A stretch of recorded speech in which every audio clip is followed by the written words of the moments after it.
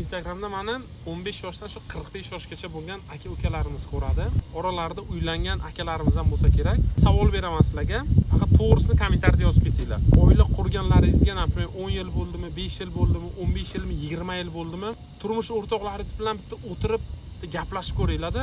15 yil, 10 yil ichida shuncha vaqtimiz birga o'tdi. Bitta oq varaqqa qani esda qolgan bir voqealarni, hodisalarni yozaylik, qani birga o'tkazgan vaqtimizning ichida qancha ekan deb. Ko'pchiligimizda akalar bir varaqni to'rt qatori to'lmaydi. Chunki bizning asosiy vaqtimiz shu pul ishlaymiz u nimaga uni sarflashni ham bilmaymiz.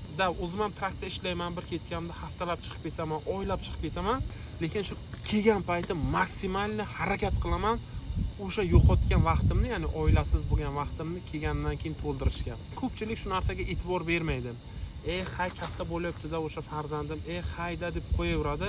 Ana shu narsa noto'g'ri narsa-da. Sizlarga bitta zo'r maslahatim, o'sha ishlab topayotgan pulimizdan ko'p emas, 10% ni sal chekkaga surib qo'ysak, o'sha oila bilan aylanishga, oila bilan vaqt o'tkazishga juda ham yetadi.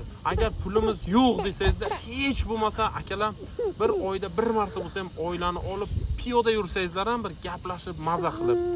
Bilasizlarmi, odam ichi energiyaga to'lib ketadi-da. O'zimda bo'layotgan bir hodisalardan sizlar bilan bo'lishmoqchiman. Do'st, og'ayni, o'laman, seni uchun olaman degan narsalar hammasi bekor. O'zimiz ko'rdik, seni qiyomatligingman, seni uchun o'laman degan eng birinchi shunaqalab bizani sotib, shunaqa bolalar bizga xiyonat qilib ketdi. Birinchi o'ringa oilani qo'yinglar.